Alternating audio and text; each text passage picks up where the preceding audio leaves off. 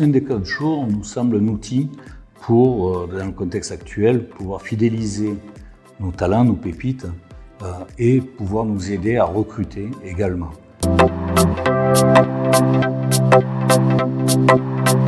Alors ce projet, nous avons décidé de le faire vraiment un projet collaboratif, donc en y associant tous nos salariés. Et nous sommes partis sur 2 grandes familles de salariés, les administratifs d'un côté qui bénéficient déjà du télétravail. Donc l'idée c'est d'une semaine de 4 jours avec la possibilité de prendre 2 jours de télétravail et donc 2 jours d'être présent sur site. Et par rapport à nos commerciaux, forces de vente, qui n'ont pas le télétravail, là nous allons travailler sur une baisse horaire de manière à ne pas faire des journées trop longues.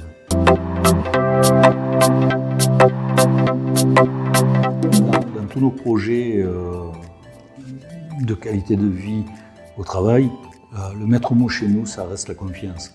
Le télétravail en 2018 a pu se mettre en place et a pu très bien fonctionner parce qu'il était basé sur une simple histoire de confiance entre l'entreprise et ses collaborateurs.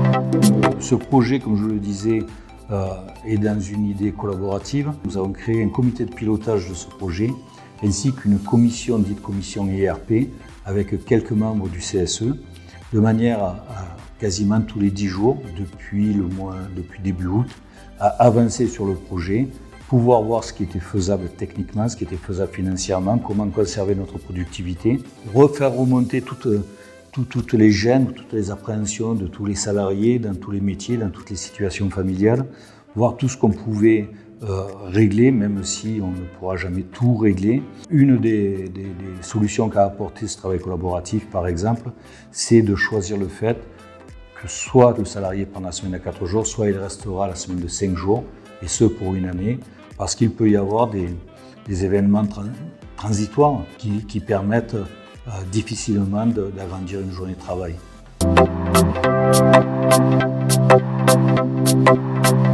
Alors, le projet a été présenté lors d'un CSE le 11 juillet.